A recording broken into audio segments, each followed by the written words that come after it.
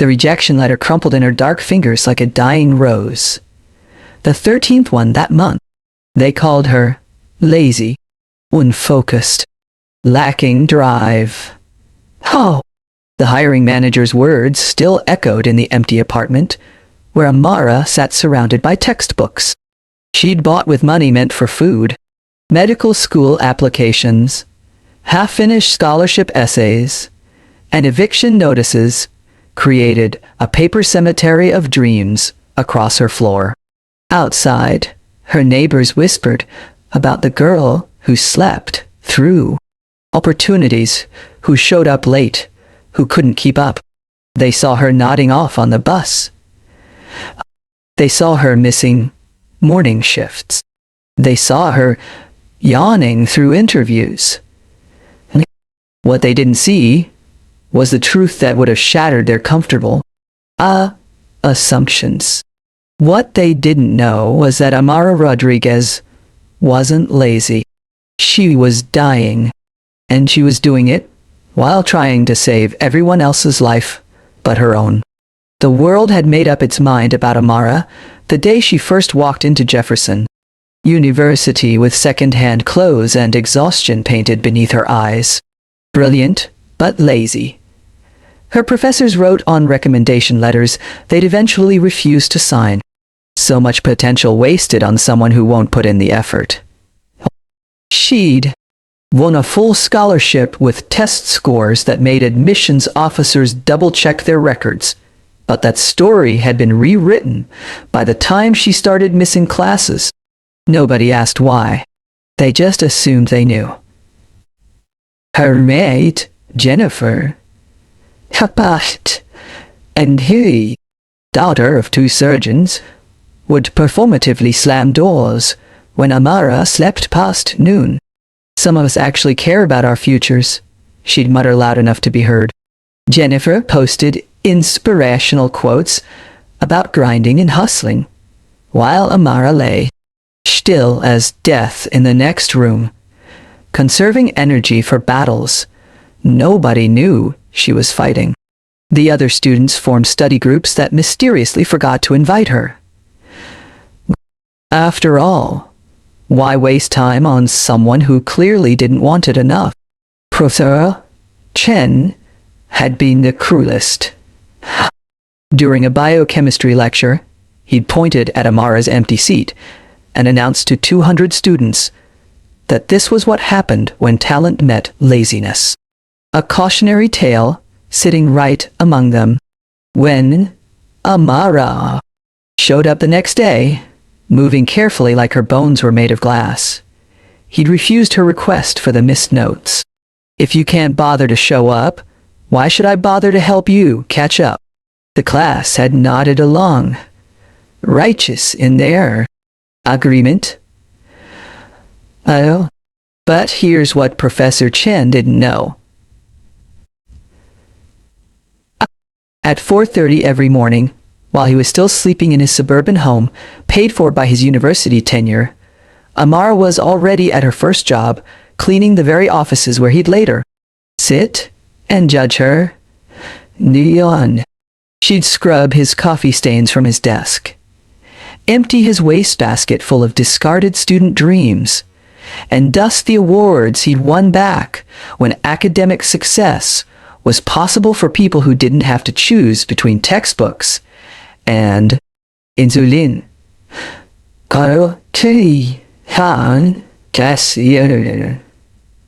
Insulin. By 7. She was at the diner, serving breakfast to commuters who complained if their eggs were too runny, while she smiled through the neuropathy that made her feet feel like they were walking on shattered glass.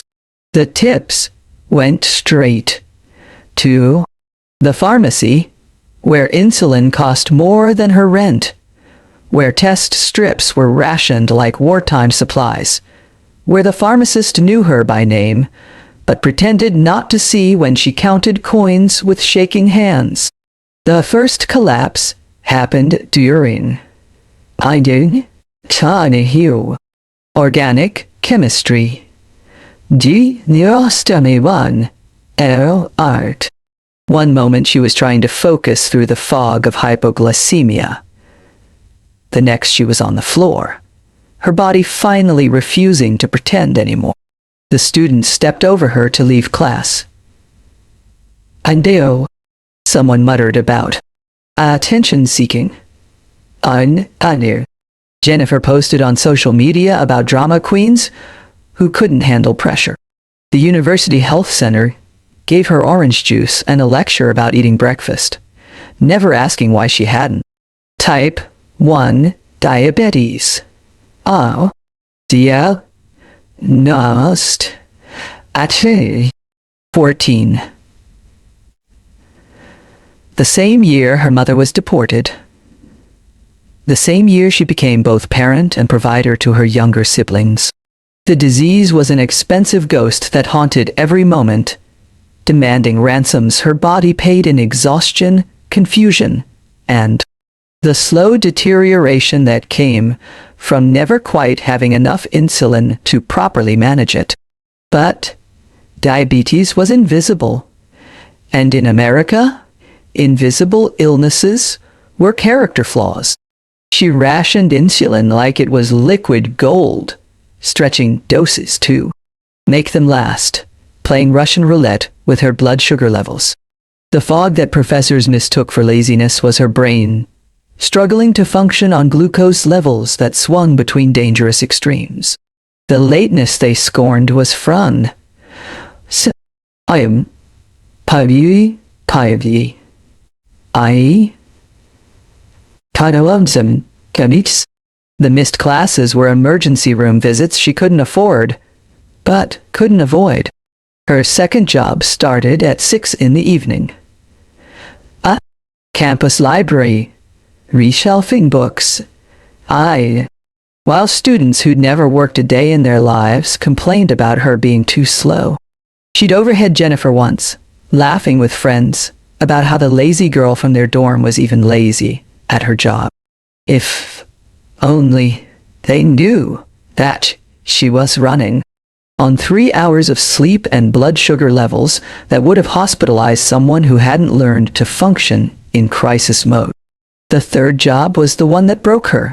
Night shifts at the hospital, ironically cleaning the rooms where she dreamed of one day treating patients.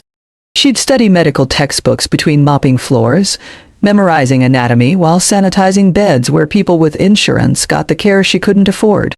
The cruel poetry of it wasn't lost on her.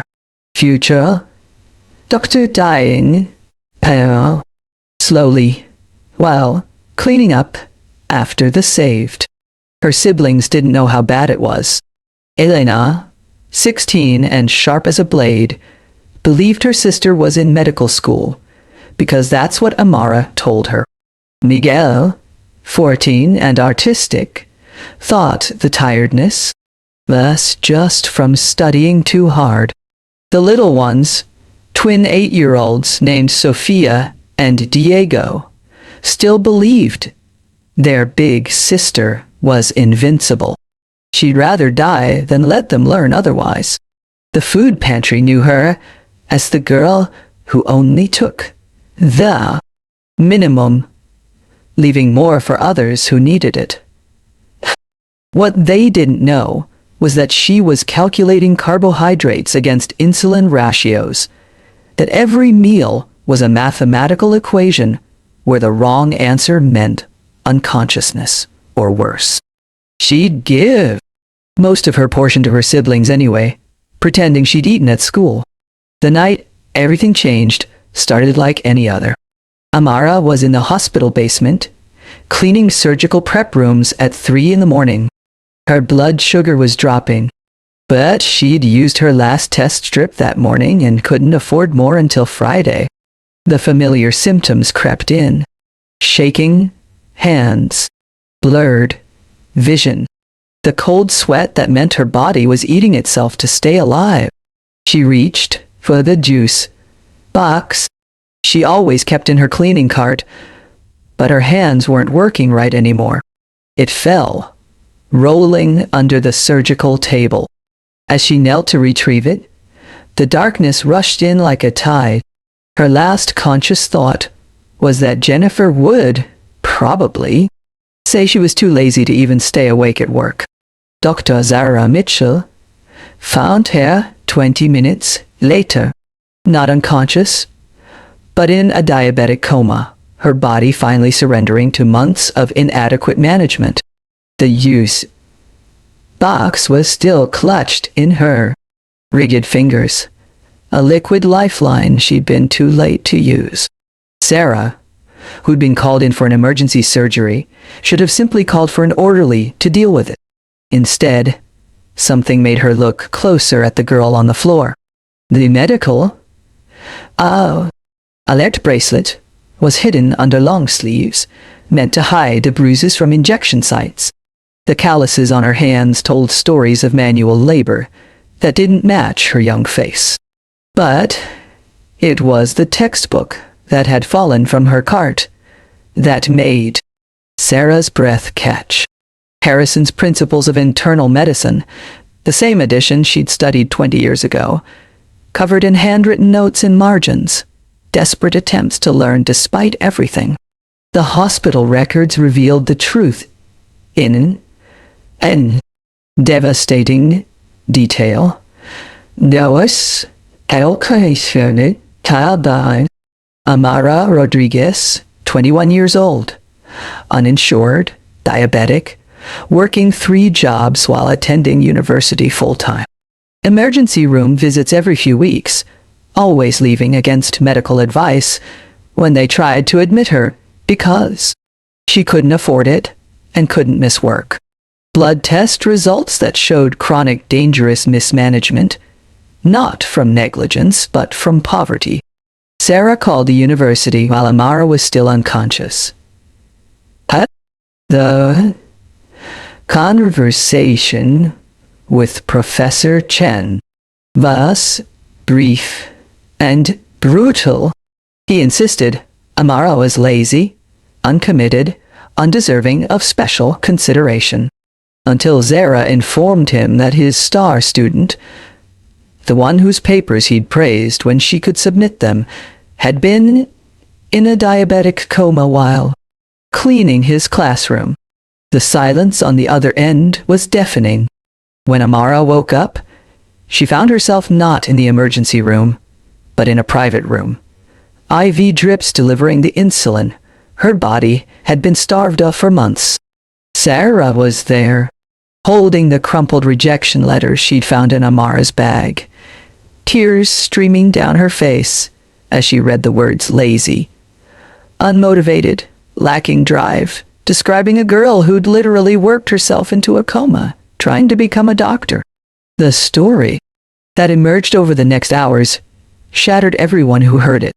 The morning cleaning job that started at 4:30, the diner shift that barely covered insulin, the library job where she'd study between tasks, the night hospital cleaning that let her be close to the medical world she desperately wanted to join, all while managing a life-threatening disease, without proper supplies, raising 4 siblings, and maintaining grades that would have been impressive for someone without any challenges at all.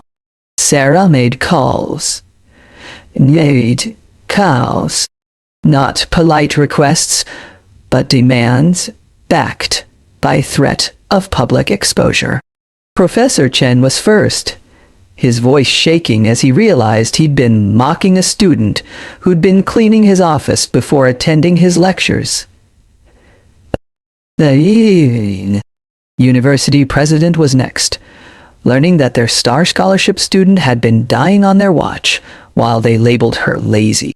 The medical school admissions board discovered they'd rejected someone who'd shown more dedication to medicine, while mopping its floors than most showed in entire careers. Jennifer arrived at the hospital uninvited, having heard through social media that her lazy roommate was actually dying. She stood in the doorway, designer bag clutched like armor, staring at the girl she'd tormented for not trying hard enough. Amara, weak but finally properly medicated, looked at her with neither anger nor expectation, just exhaustion deeper than sleep could cure. The apologies came like a flood. Professor Chen, I understand, standing at her bedside, shoulders bowed with shame, admitting he'd never once asked why she was missing classes. Jennifer, crying prettily, saying she didn't know. She couldn't have known. The other students, suddenly remembering all the times they'd seen her struggling and chosen to judge instead of help. The hiring managers who'd rejected her, now calling to reconsider. But Amara didn't want their apologies. She looked at Sarah, the only person who'd bothered to truly see her, and asked the question that mattered. Why did I have to almost die for anyone to wonder if there was a reason I was struggling? Why is exhaustion only valid if it comes with a diagnosis? Why do we assume laziness before we consider suffering? Sarah had no answer that didn't indict the entire system. The medical establishment that Amara dreamed of joining, that had failed her so completely. The academic world that claimed to nurture potential, while crushing those who couldn't afford to learn without working. Working. The society that made insulin a luxury, and then blamed diabetics for poor management. The revelation of Amara's story spread through the university like wildfire. Students who'd mocked her felt the weight of their assumptions. Professors who'd marked her absent without asking why questioned their own judgment. The administration, terrified of the publicity nightmare, suddenly found scholarship money for medical expenses they'd previously claimed didn't exist. But the damage was done, in ways that money couldn't repair. The months of dangerous blood sugar levels had taken their toll on Amara's body. The neuropathy was permanent. The kidney damage was progressing. The exhaustion had carved itself into her bones. She'd aged years in months, paying prices for an education that others received as birthright. The medical school that had rejected her 13 times called with an acceptance and full scholarship. They'd reviewed her application in light of new information, they said. But as if her MCAT scores had somehow changed because they now knew she'd taken the test while rationing insulin. As if her intelligence had increased now that they understood her exhaustion. Amara turned them down. Not from spite, but from a deeper understanding. Understanding. She'd learned more about medicine from being failed by it than she ever could in their classrooms. She discovered that the real disease wasn't in bodies, but in systems that mistook poverty for laziness, that confused struggle with weight, unworthiness, that demanded people kill themselves, proving they deserved to live. Instead, she started something different. With Sarah's help and the sudden guilty generosity of the university, she created a program for students with invisible challenges. Not charity, but justice. Not special treatment, but equal opportunity. A chance for other Amaras to pursue their dreams without hiding their struggles, without rationing medication, without working themselves to death to prove they weren't lazy.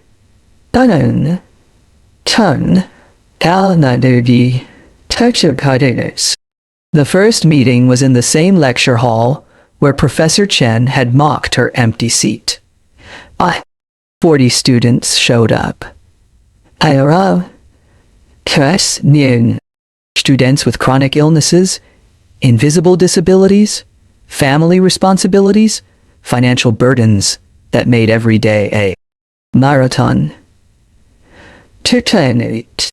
They sat in a circle and told their stories. The girl with lupus who'd been called unmotivated. The boy with Crohn's disease, labeled as lacking commitment. The single mother termed unfocused. All of them carrying weights nobody bothered to see. See. Professor Chen attended, sitting in the back, learning what education looked like from the other side. He heard about students choosing between textbooks and medication, between attending class and keeping the jobs that paid for the opportunity to attend class. He learned that laziness was often exhaustion's mask, that lack of motivation could mean fighting battles nobody else could see. Amara stood before them, no longer hiding the tremor in her hands from nerve damage, no longer pretending the exhaustion wasn't written in every line of her prematurely aged face. She told them what she'd learned not in any classroom, but in the spaces between surviving and thriving. Ambition without resources isn't laziness, she said. It's art, break, dike. Working 3 jobs while studying isn't lacking focus. It's superhuman focus that nobody recognizes because poverty isn't considered a full-time job. Missing classes because you're in the hospital isn't lack of commitment. It's the deepest commitment, choosing to keep fighting when your own body is the enemy. She looked at Jennifer, who'd started attending the meetings, trying to understand the roommate she'd so thoroughly misjudged. At Professor Chen, whose worldview had been shattered by the revelation of his own cruelty. At all the people who'd learned too late that their assumptions had nearly killed her.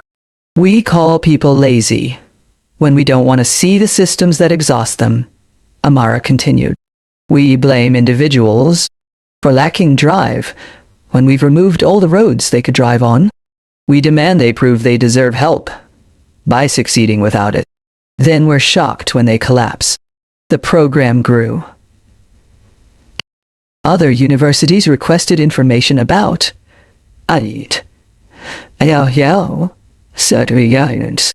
implementing similar support systems. Medical schools began reconsidering admission criteria that favored those who could afford to volunteer instead of work.